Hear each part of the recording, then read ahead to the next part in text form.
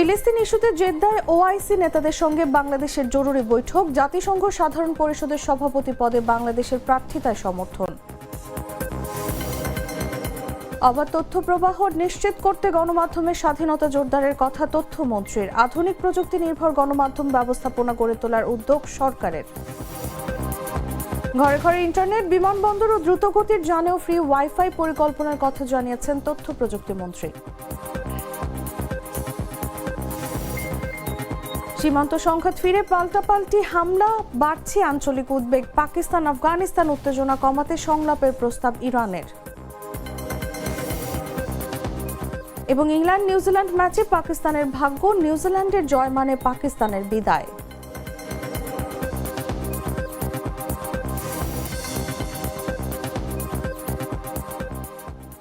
এতক্ষণ শুনছিলেন সংবাদ শিরোনাম। দর্শক, আমন্ত্রণ দুপুর ৩টা নিউজে, সাথে আছি আমি তাসলিমা তিথি।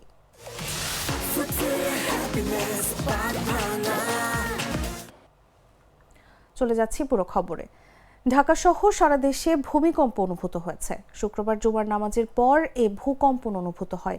আবহাওয়া অফিস জানিয়েছে, ভূমিকম্পের উৎপত্তি স্থল সাতক্ষীরা এবং রিক্টার স্কেলে এর মাত্রা ৫.৪।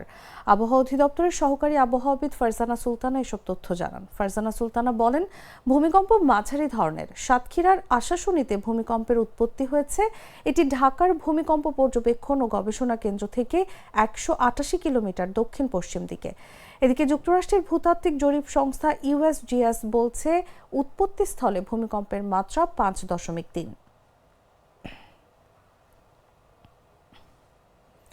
ফিলিস্তিন ইস্যুতে ওআইসির পররাষ্ট্রমন্ত্রী পর্যায়ের গুরুত্বপূর্ণ নেতৃবৃন্দের সঙ্গে জরুরি বৈঠক করেছেন বাংলাদেশের পররাষ্ট্রমন্ত্রী ডক্টর খলিলুর রহমান। বৃহস্পতিবার সৌদি আরবের জেদ্দায় ওআইসি সচিবালয়ে হয় এসব বৈঠক। পাকিস্তানের উপপ্রধানমন্ত্রী ও পররাষ্ট্রমন্ত্রী ইসহাক দার, সৌদি আরবের পররাষ্ট্র প্রতিমন্ত্রী ওয়ালিদ এল খেরজি, তুরস্কের পররাষ্ট্রমন্ত্রী ও প্রতিমন্ত্রী ছাড়াও বৈঠকে উপস্থিত ছিলেন নির্বাহী পরিচালনা কমিটির চেয়ারপারসন ও গাম্বিয়ার পররাষ্ট্রমন্ত্রী সেরিং মদু। বাংলাদেশের জাতীয় নির্বাচনে তারেক রহমানের নেতৃত্বে বিএনপির নিরঙ্কুশ বিজয়ে তারা শুভেচ্ছা জানান। তাদের বিশ্বাস, নতুন নেতৃত্বের হাত ধরে শীঘ্রই রাজনৈতিক স্থিতিশীলতা আসবে বাংলাদেশে, ঘটবে উত্তরোত্তর উন্নয়ন। তাছাড়া ফিলিস্তিন ইস্যুতে বাংলাদেশের অবস্থান একই থাকবে এমন প্রত্যাশাও ব্যক্ত করেন তারা। জাতিসংঘ সাধারণ পরিষদের ৮১তম অধিবেশনের প্রেসিডেন্ট পদে বাংলাদেশের প্রার্থিতায় সমর্থন জানান তারা। আগামী ২রা জুন নিউ ইয়র্কে জাতিসংঘ সদর দফতরের সাধারণ পরিষদ হলে সভাপতি পদে নির্বাচন অনুষ্ঠিত হবে, যেখানে বাংলাদেশের পক্ষে এই পদে প্রতিদ্বন্দ্বিতা করবেন পররাষ্ট্রমন্ত্রী ডক্টর খলিলুর রহমান।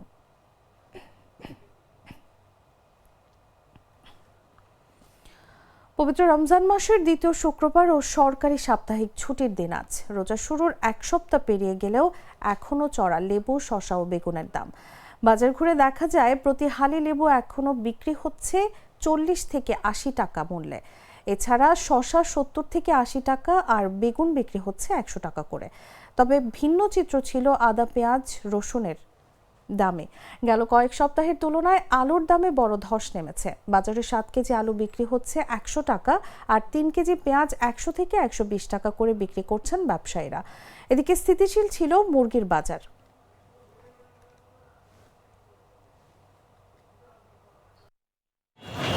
গত বছরের তুলনায় এই বছরের সবজির দাম কিংবা না, গত বছরের যে সবজির দামটা মনে হয় একটু বেশি। পেঁয়াজের দামটা গত বছরের চেয়ে কম আছে। গত বছরের চেয়ে এবার পেঁয়াজের দাম কম নাকি বেশি? না, কম। কম। কম। আচ্ছা, এই আপনি তোকে বলছিলেন, অভিযোগ করছিলেন সবকিছুর দাম বেশি কেন, কি মনে হয় এখন দাম বেশি? বাজার এটা- করছে না? না, মনে হয় না। বাজার নিয়ন্ত্রণ করলে তো বাজারে তো সাপ্লাইয়ের তো কমতি নাই। আজকে যদি কোনো একটা জিনিসের সাপ্লাই কমতি থাকতো, তাহলে আমি ধরে নিতাম যে সাপ্লাই নেই, এই জন্য দাম বাড়তি। আপনি সাপ্লাই তো অ্যাভেলেবেল এবং সব জায়গায় অ্যাভেলেবেল। এরকম না যে ২-১টা দোকানে আছে আর ২-১টা দোকানে, সব দোকানেই তো অ্যাভেলেবেল। বেচতে গেলে দাম নাই, কিনতে গেলে দাম। বুঝলেন, এখন বর্তমান বাজার অবস্থায় পেঁয়াজ খুব সস্তা, ৪০ টাকা অন্য জিনিসের তুলনায় আমার কাছে মনে হয়। হ্যাঁ, কিন্তু যেমন দেখা যাচ্ছে, একটা শসার দাম পেলাম ১৫০ টাকা কেজি চাইলো, একটা মাছ ১২০০ টাকা ১৪০০ টাকা কেজি চাইলো। সেই হিসাবে পেঁয়াজের দাম অনেক সস্তা আমি মনে করি। রসুন তো আরও সস্তা, রসুন বোধহয় ৮০ টাকা কেজি নাকি, আরও সস্তা, কারণ চাষিরা মারা যাচ্ছে। আলু ১৫ টাকা ১০০ টাকা কেজি। চাষিরা মারা যাচ্ছে, চাষিদের নিয়ে কেউ চিন্তা করে না, সব বড় বড় কথা বলে বড় বড় লোকদের জন্য, গরিবের জন্য কেউ নেই। মানে চাষিরাও বিপাকে, আবার 40 টাকা কেজি কিনে কারো কম দেন, 120 টাকা কেজি থাকে আমি বছর, এটা কয় না, একবারও না। আবার কয় যে লেবু দাম বেশি, লেবু শীতের দিন লেবু হয় কোন 20 টাকা কেজি, এরপরও দাম বেশি কইব কাস্টমার। ভাই লেবুটা তো শীতের দিনে কম হয়, এই কারণে দাম বেশি। কিন্তু এই যে লেবু আমদানি কম হলে 120 দাম টাকা বাড়বে না। যে দাম ছিল, এটা কি যৌক্তিক? লেবু আপনার গাছে হয় শীতের দিন কম, আপনি গরমের দিন আসলে 10 টাকা নিয়ে বসে কথা বলবো না আপনারে, 10 টাকা সময় কই বলবো তুই 10 টাকা দিয়ে কিনছি, আপনারা ভুলেও বলবো না, কারণ 40 টাকা কয়ে গেছে বা 120 টাকা লেবু গাজর কত কিনছি। গাজর? এর আগে ভুলেও কইবো না, অসম্ভব। শসা রোদে পড়তে হবে 120, আর শসা বেশি 50 টাকা কেজি, এটা কোনে তারপরে বেশি এই যে কইলা 20 টাকা কেজি, এখন 40 টাকা। কৃষক মরে যাক, লাভ নাই, হ্যাঁ গো হস্তা দরকার। না, কিন্তু কাস্টমারেরও তো আসলে পরিশ্রমের টাকা 100 তারপরে ভাই বর্তমান সবজি নরমাল দাম আছে টাকা কি লেবু আসলে আর্ধেক কিনা খেতে ভাই, লেবু তো উৎপাদন কম, উৎপাদন কম, আপনি না খান লেবু। এই যে ভাই ঠিক কথা কইছে। অন্য জায়গায় যান, এমনি মানুষের মাথা গরম আছে। না না, এটা আপনি বলেন, আপনার অভিযোগ ভাই, বলেন। আমাকে কোনো অভিযোগ নাই, আমাকে অভিযোগ যেখানে অভিযোগ আছে ওখানে যান। না না, আমি তো আমার কাজ করছি। এতদিন ধরে মফ করছে, মানে অভিযোগ করতে পারেন নাই, একদিন মফ করছে অভিযোগ করতে পারেন নাই। শীত মৌসুম শেষে চলছে বসন্তকাল, ধীরে ধীরে বাড়ছে তাপমাত্রা। ফেব্রুয়ারি মাস জুড়ে আরামদায়ক আবহাওয়া বিরাজ করলেও মার্চের শুরু থেকে তাপমাত্রা বাড়ার আভাস দিয়েছে আবহাওয়া অধিদপ্তর। শুক্রবার আবহাওয়া অধিদপ্তরের নিয়মিত বিজ্ঞপ্তিতে বলা হয়েছে, 1 মার্চ থেকে সারা দেশে দিন এবং রাতের তাপমাত্রা সামান্য বাড়তে পারে। এছাড়া মার্চের প্রথম সপ্তাহে রাতের তাপমাত্রা ওঠানামা করতে পারে, এরপর ক্রমান্বয়ে তাপমাত্রা বাড়বে বলে জানিয়েছে আবহাওয়া অধিদপ্তর। শুক্রবার সকালে আবহাওয়াবিদ কাজী জেবুন্নেসা জাগো নিউজকে বলেন, তাপমাত্রা ধীরে ধীরে বাড়ছে। গতকাল সন্দ্বীপে ছিল সর্বোচ্চ তাপমাত্রা 33 ডিগ্রি সেলসিয়াস। মার্চের শুরু থেকে গরমের অনুভূতি বাড়বে। এখন যেহেতু বসন্ত মৌসুম, মার্চের শেষার্ধে গরম আরও বাড়তে পারে। তিনি জানান, মার্চের শুরুর দিকে সিলেট বিভাগের 2-1 জায়গায় বৃষ্টি অথবা বজ্রসহ বৃষ্টি হতে পারে। আজ দেশে সর্বনিম্ন তাপমাত্রা রেকর্ড করা হয়েছে 13.1 ডিগ্রি সেলসিয়াস। ঢাকায় আজ সর্বনিম্ন তাপমাত্রা ছিল 19 ডিগ্রি সেলসিয়াস।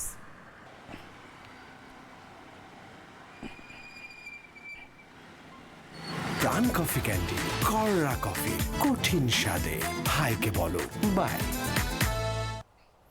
তথ্যমন্ত্রী জহিরুদ্দিন স্বপন বলেছেন, জনগণের কাছে অবাধ তথ্য সরবরাহ নিশ্চিত করতে সাংবাদিক সহ সব অংশীজনদের মতামতের ভিত্তিতে জবাবদিহিতার পরিধি নির্ধারণ করে সর্বোচ্চ স্বাধীনতাকে নিশ্চিত করতে হবে। শুক্রবার বরিশাল সার্কিট হাউসে একটি সভা শেষে সাংবাদিকদের প্রশ্নের জবাবে তিনি কথা বলেন। তিনি বলেন, সামগ্রিক গণমাধ্যমের ব্যবস্থাপনাটাকে আধুনিক ব্যবস্থার মধ্যে আনতে চাই। আধুনিক প্রযুক্তি নির্ভর বিশ্ব ব্যবস্থা এবং ইকোসিস্টেমের মধ্যে নতুন গণমাধ্যমের সঙ্গে যুক্ত হতে পারেনি এখনো। আমাদের তথ্য মন্ত্রণালয় যখন গড়ে উঠেছে, যে আমলে তখন তথ্য প্রযুক্তি ভিত্তিক গণমাধ্যম ছিল না। আবার এখন যে ধরনের তথ্য প্রযুক্তি ভিত্তিক গণমাধ্যমের প্রসার তৈরি হয়েছে, এর সঙ্গে যেভাবে খাপ খাওয়ানো দরকার তাও এতদিনে হয়ে ওঠেনি। আমি দায়িত্ব নিয়েছি সরকারের নীতি নির্ধারণী সবার সঙ্গে আলোচনা করে ধীরে ধীরে জনগণের কাছে অবাধ তথ্য সরবরাহ নিশ্চিত করব। সামগ্রিকভাবে গণমাধ্যমের ব্যবস্থাপনাটাকে আমরা একটা আধুনিক ব্যবস্থাপনার মধ্যে আনতে চাচ্ছি এবং সে কারণেই শুধুমাত্র বিশেষ কোনো অনলাইন বা ইলেকট্রনিক অথবা প্রিন্ট এভাবে ভাগ না করে আমরা একটু পিছিয়ে আছি এই আধুনিক যে প্রযুক্তি নির্ভর বিশ্ব ব্যবস্থা এবং এই ইকোসিস্টেমের মধ্যে আমরা আমাদের নতুন গণমাধ্যমের মধ্যে যুক্ত হতে পারিনি এখনো। আমাদের তথ্য মন্ত্রণালয় যখন গড়ে উঠেছে সেটা যে আমলে, তখন এই ধরনের তথ্য প্রযুক্তি ভিত্তিক গণমাধ্যম ছিল না। আবার এখন যে ধরনের তথ্য প্রযুক্তি ভিত্তিক এবং নতুন কমিউনিকেশন টেকনোলজি ভিত্তিক গণমাধ্যমের যে প্রসার তৈরি হয়েছে, এটার সঙ্গে যেভাবে খাপ খাওয়ানো দরকার তাও এতদিনে হয়ে ওঠে নাই। তো আমি কেবল দায়িত্ব নিয়েছি, আমি মন্ত্রণালয় তারপরে সরকারের নীতি নির্ধারক সবার সঙ্গে আলাপ আলোচনা করে ধীরে ধীরে আমরা জনগণের কাছে তথ্যের একটা অবাধ সরবরাহ নিশ্চিত করা এবং সাংবাদিকদের সঙ্গে বা সংশ্লিষ্ট সকল অংশীদারদের মতামতের ভিত্তিতেই আমরা একটা জবাবদিহিতার পরিধি প্রথমে নির্ধারণ করব, তারপর সেই পরিধির সীমানার মধ্যে আমরা সর্বোচ্চ স্বাধীনতাকে। ডাক, টেলিযোগাযোগ ও তথ্য প্রযুক্তি এবং বিজ্ঞান ও প্রযুক্তি মন্ত্রণালয়ের মন্ত্রী ফকির মাহবুব আনাম বলেছেন, বর্তমান যুগে আইসিটি সবচেয়ে গুরুত্বপূর্ণ খাত। আমরা প্রতিটি ঘরে ঘরে ইন্টারনেট পৌঁছে দিতে চাই। প্রধানমন্ত্রী আমাদের বিশেষ নির্দেশনা দিয়েছেন বিমানবন্দর, রেলওয়ে স্টেশন, এমনকি দ্রুত গতির হাইস্পিড যানবাহনগুলোতেও ফ্রি ওয়াইফাই সুবিধা নিশ্চিত করার জন্য।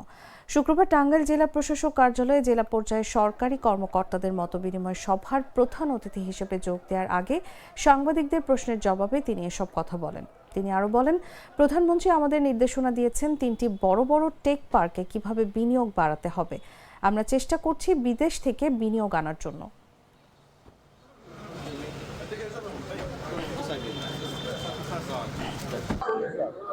আইটিসি একটা মানে কি বলবো, এখনকার যুগে সবচেয়ে বড় একটা ইম্পর্টেন্ট সেক্টর। মাননীয় প্রধানমন্ত্রীর অনেক প্ল্যান আছে এই আইটি সেক্টরকে নিয়ে। আমরা অনেক জব ক্রিয়েট করতে চাই এবং ইন্টারনেটটা আমরা ঘরে ঘরে পৌঁছে দিতে চাই। কদিন আগেই আমাদের মাননীয় প্রধানমন্ত্রী আমাদের ইনস্ট্রাকশন দিয়েছেন যে আমরা এয়ারপোর্ট, রেলওয়ে স্টেশন, এমনকি হাই স্পিড গাড়িগুলিতে ফ্রি ওয়াইফাই অ্যারেঞ্জমেন্ট করার জন্য, এবং উনি অলরেডি ইনস্ট্রাকশন দেওয়াতে আমরা হয়তো খুব তাড়াতাড়ি এটা চালু করে দিব। এই টাঙ্গাইলেও কিছু করতে চাই। আমাদের এখানে জানেন আমাদের আরেকজন মন্ত্রী আছেন, প্রতিমন্ত্রী আছেন, সালাউদ্দিন টুকু ও আছে।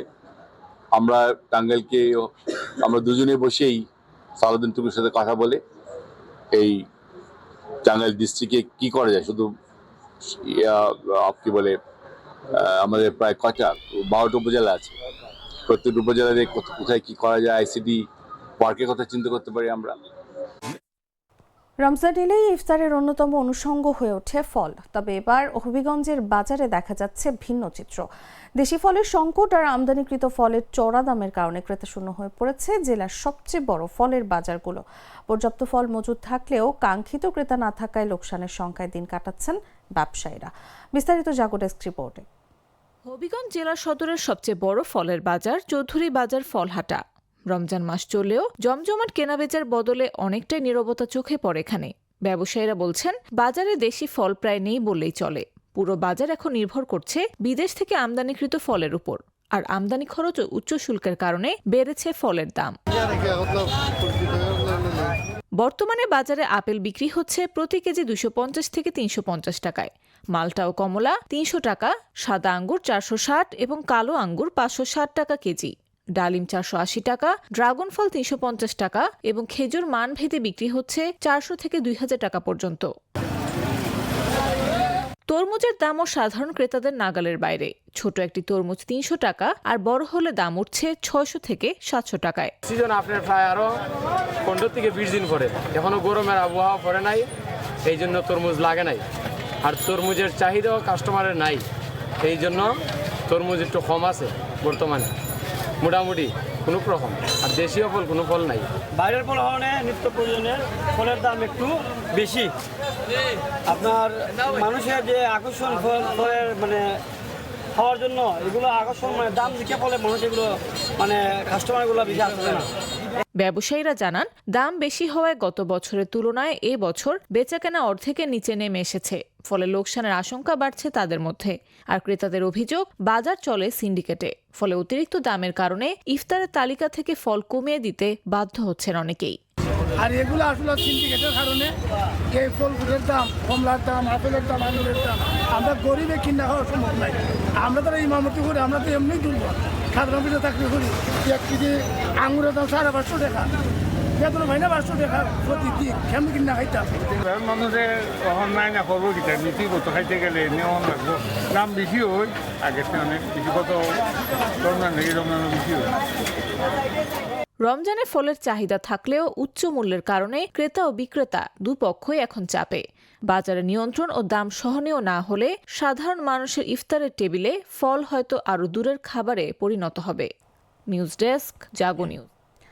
টাঙ্গাইলের ঘাটাইলে ট্রাকের সঙ্গে অটোরিকশার মুখোমুখি সংঘর্ষে অটোরিকশার চালক সহ 2জন নিহত হয়েছেন। এ ঘটনায় আরও ৩ জন যাত্রী গুরুতর আহত হয়েছেন। বৃহস্পতিবার সন্ধ্যায় উপজেলার সাগরদিঘি আমতৈল এলাকায় এই ঘটনা ঘটে। নিহতরা হলেন ধলাপাড়া ইউনিয়নের গাঙ্গাইর গ্রামের মরহুম মাইনুদ্দিনের ছেলে মোয়াজ্জেম হোসেন খুকু। অপরজনের পরিচয় জানা যায়নি। পুলিশ ও স্থানীয় সূত্রে জানা গেছে, বিকেলে যাত্রী নিয়ে একটি অটোরিকশা সাগরদিঘি বাজারে যাচ্ছিল। পথে আমতৈল এলাকায় পৌঁছালে বিপরীত দিক থেকে আসা একটি ট্রাক অটোরিকশাটিকে ধাক্কা দেয়। এতে অটোরিকশাটি উল্টে ঘটনাস্থলে এক যাত্রীর মৃত্যু হয়। পরে গুরুতর আহত অবস্থায় চালক মোয়াজ্জেম হোসেন খুকুকে সাগরদিঘি ট্রমা হাসপাতালে নেওয়া হলে কর্তব্যরত চিকিৎসক মৃত ঘোষণা করেন। এ ব্যাপারে ঘাটাইল থানার ভারপ্রাপ্ত কর্মকর্তা মকসুদুর রহমান বলেন, মরদেহ ও দুর্ঘটনা কবলিত গাড়ি উদ্ধার করা হয়েছে। নিহতের মরদেহ পরিবারের কাছে হস্তান্তরের প্রক্রিয়া চলছে।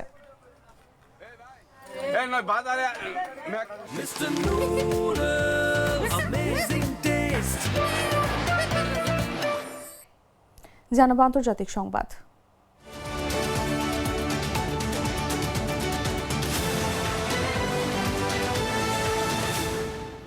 পাকিস্তান ও আফগানিস্তানের মধ্যে চলমান উত্তেজনা কমাতে সংলাপ এগিয়ে নিতে সহায়তার প্রস্তাব দিয়েছে ইরান। দেশটির পররাষ্ট্রমন্ত্রী আব্বাস আরাকচি সামাজিক যোগাযোগ মাধ্যম এক্সে দেয়া এক বিবৃতিতে জানান, তেহরান দুই দেশের মধ্যে আলোচনা সহজ করতে প্রস্তুত রয়েছে।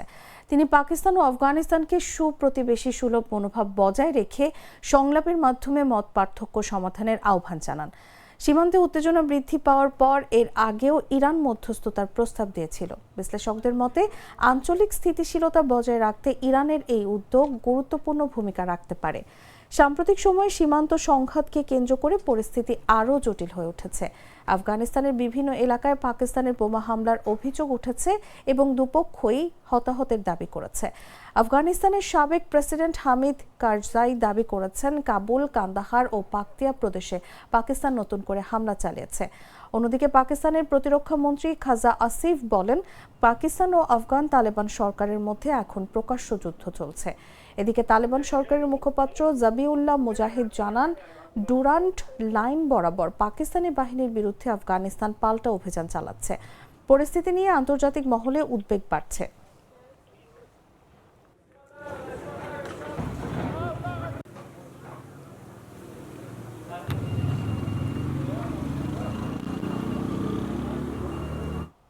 সংবাদ শেষ করব খেলার খবর জানিয়ে।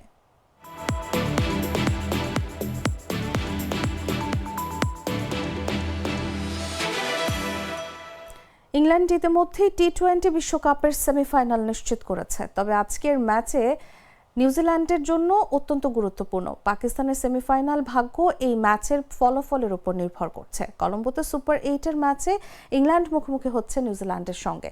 বাংলাদেশ সময় সন্ধ্যা 7:30টায় শুরু হবে ম্যাচ। পাকিস্তান ও নিউজিল্যান্ডের বৃষ্টিতে পরিত্যক্ত ম্যাচের কারণে দুই দলই পয়েন্ট ভাগাভাগি করেছে।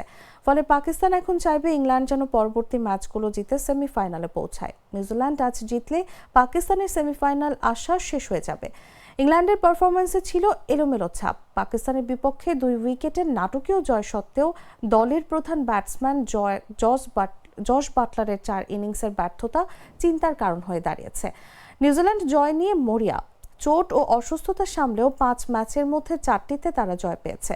শ্রীলঙ্কার বিপক্ষে কৌশলী 5 স্পিনারের পরিকল্পনা তাদের জয় নিশ্চিত করেছে। নিউজিল্যান্ডের জয় গ্রুপের শীর্ষে তুলে সেমিফাইনালের ভেন্যু নিশ্চিত করবে। তবে পাকিস্তান সমর্থকরা চাইবেন সমীকরণ এত সহজ না হোক।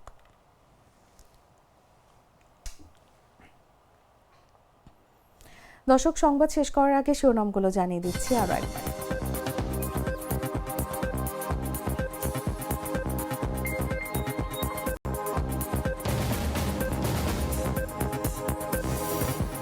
ফিলিস্তিন ইস্যুতে জেদ্দায় ওআইসি নেতাদের সঙ্গে বাংলাদেশের জরুরি বৈঠক। জাতিসংঘ সাধারণ পরিষদের সভাপতি পদে বাংলাদেশের প্রার্থিতায় সমর্থন। অবাধ তথ্য প্রবাহ নিশ্চিত করতে গণমাধ্যমের স্বাধীনতা জোরদারের কথা তথ্যমন্ত্রীর। আধুনিক প্রযুক্তি নির্ভর গণমাধ্যম ব্যবস্থাপনা গড়ে তোলার উদ্যোগ সরকারের। ঘরে ঘরে ইন্টারনেট, বিমানবন্দর ও দ্রুতগতির যানেও ফ্রি ওয়াইফাই পরিকল্পনার কথা জানিয়েছেন তথ্য প্রযুক্তি মন্ত্রী। সীমান্ত সংঘাত ঘিরে পাল্টাপাল্টি হামলা, বাড়ছে আঞ্চলিক উদ্বেগ। পাকিস্তান আফগানিস্তান উত্তেজনা কমাতে সংলাপের প্রস্তাব ইরানের। এবং এবং ইংল্যান্ড নিউজিল্যান্ড ম্যাচে পাকিস্তানের ভাগ্য, নিউজিল্যান্ডের জয় মানে পাকিস্তানের বিদায়।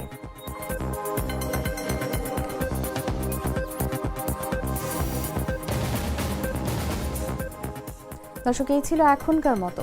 এরপর দেখবেন বিকেল 5টার দেশ জুড়ে সংবাদ। প্রতি মুহূর্তে সর্বশেষ খবর জানতে ভিজিট করুন jagonews24.com। ফলো করুন আমাদের ভেরিফাইড ফেসবুক পেজ এবং সাবস্ক্রাইব করুন জাগো নিউজের ইউটিউব চ্যানেল। ধন্যবাদ সবাইকে।